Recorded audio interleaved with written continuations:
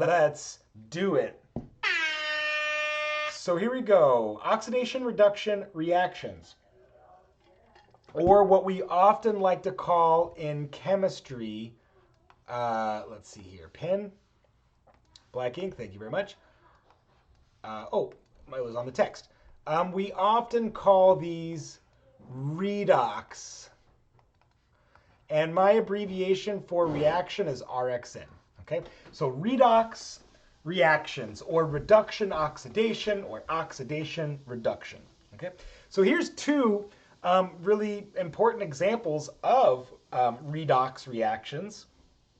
So this one that I'll talk about on the right here, this one is kind of the obvious example of metal being rusted, right? We have iron metal reacting with oxygen, and this lovely orange rust color is iron oxide.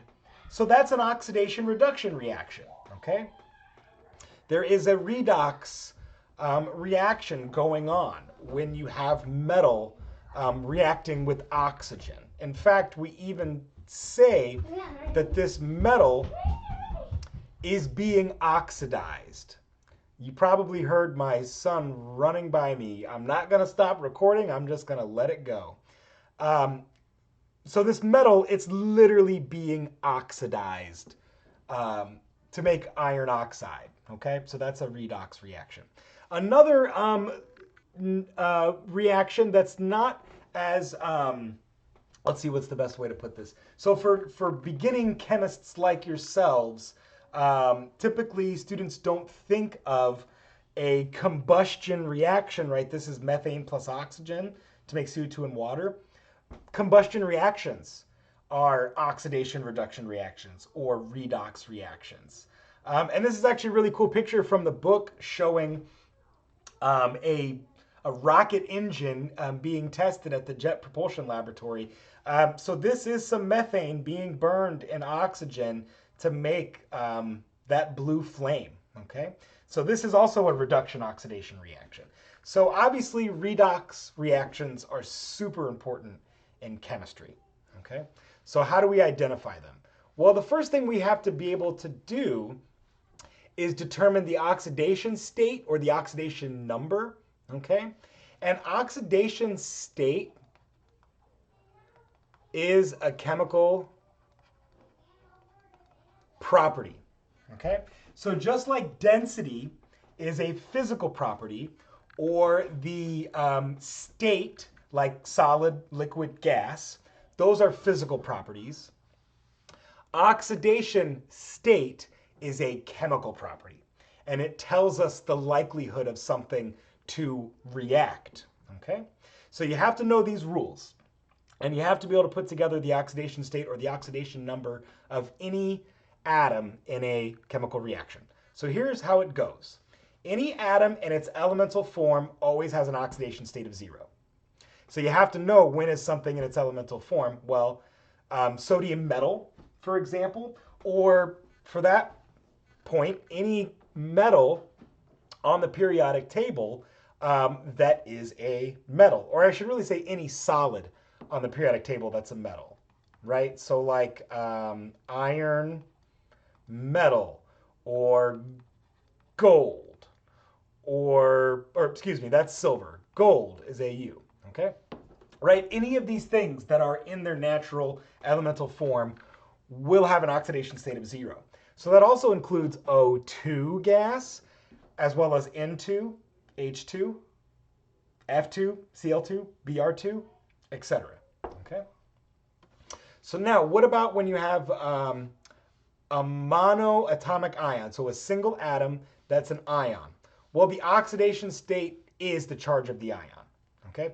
So for example, sodium plus would have an oxidation number of +1. Chlorine minus, so chloride, would have an oxidation state of -1. And now this is also why we often write the charge like this, 1 plus, so that we can write the oxidation number as this, +1. Okay, so that's why we see those things switched up. Okay, so as it turns out, fluorine, specifically fluorine, is always -1 in a compound. Okay, except for, of course, F2 gas, because that's the elemental form of fluorine. So that would be an oxidation state of 0. However, in this HF molecule, it's -1 for the oxidation state. Same in this PF3 molecule. It's also got an oxidation state of -1, right? And so you might think, well, what about chlorine? Chlorine is right below fluorine on the periodic table. It should behave very similarly. And it does. And most of the time, chlorine has an oxidation state of -1. However, you're going to hear me say this over and over again. Chemistry is the science of exceptions. So fluorine rarely, if ever, has an exception. It's always -1. Chlorine, on the other hand, has some exceptions. And so we have to be able to deduce what the charge on our chlorine is first, to then go ahead and confidently say that it's a -1 oxidation state. Okay, we'll see examples where that comes up. But I'll also remind you, just like F2 gas is 0, then so too is Cl2 gas. So got to keep these rules straight. Okay. So oxygen. Oh, I just realized my my exceptions are, and then it got cut off. Exceptions for oxygen are hydrogen peroxide. So let's talk about the main rule first. Okay, we did fluorine. So oxygen is almost always -2 for its oxidation state, because its charge in compounds is almost always 2-, right? So for example, in water right here, this oxygen has an oxidation state of -2. This CO2 has an oxidation state of -2. However, the one exception I want you to know for oxygen is hydrogen peroxide. Okay? So in hydrogen peroxide, it looks like this, HOOH. That's how all the atoms are bonded together. And each oxygen in a peroxide is -1. So that's the exception. And the reason for that is because you have -1 and -1, but each hydrogen is +1 and +1. So that's why this peroxide has that exception. And what it means, so think about this, if oxidation state is a chemical property, because the oxygen in a peroxide is -1, but oxygen in all other compounds are -2, this means peroxides react differently than other oxygen-containing compounds. Okay? And we know that because it has a different oxidation state. It's a different chemical property. And then the last rule here, hydrogen in covalent compounds is always +1, right? So this hydrogen peroxide compound is covalent. So these hydrogens have to be +1. So that's why those oxygens are -1, because all of those oxidation states have to add up to 0 in the case of hydrogen peroxide. But in other compounds, the oxidation states all have to add up to what the charge is. And we'll see an example of that. Okay?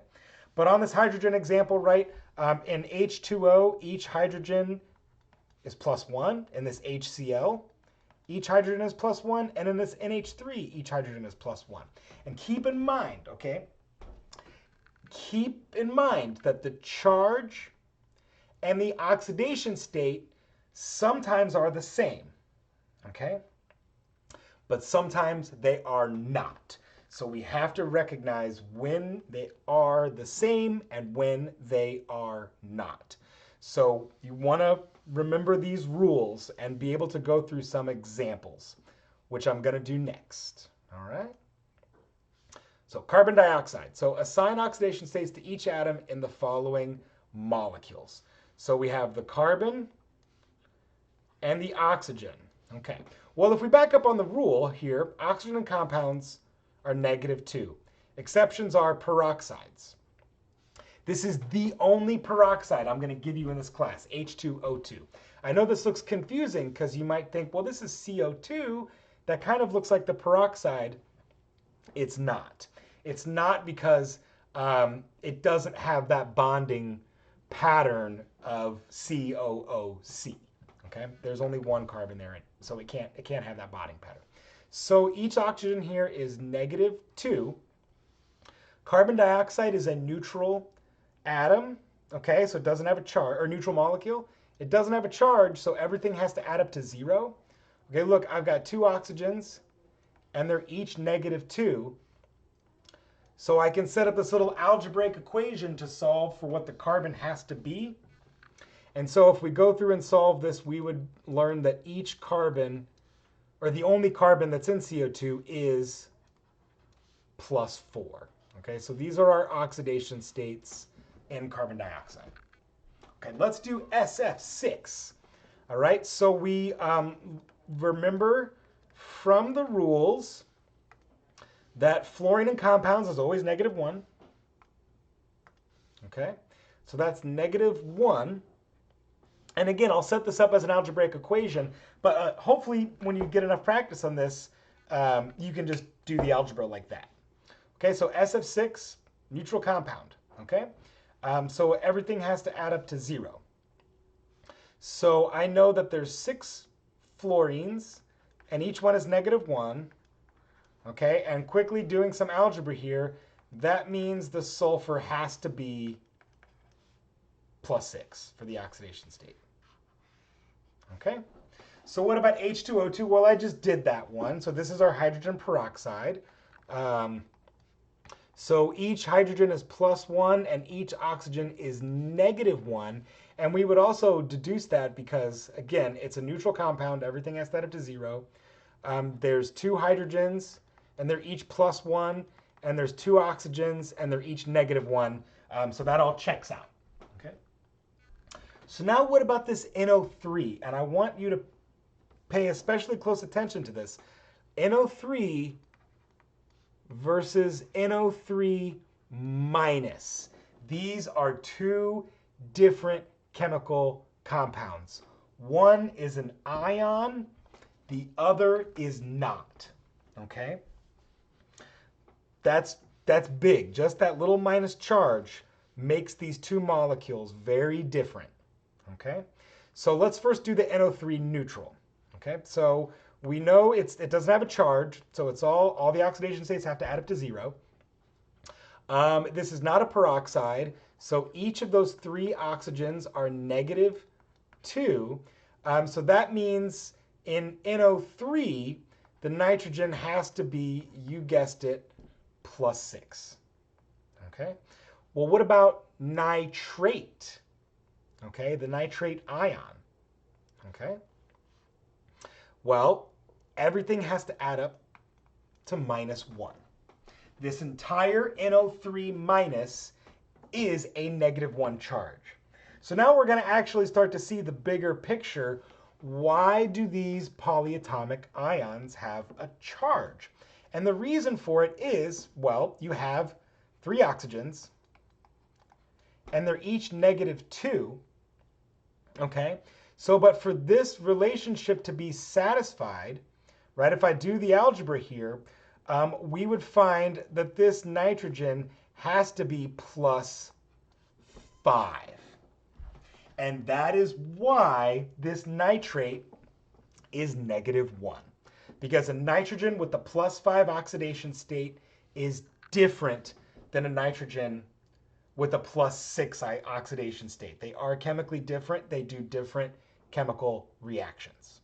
All right, cool stuff. I'll give you another example. Why is SO4 2- always 2-? Well, if we look at this thing, right, let me write that so it's a little bit more clear.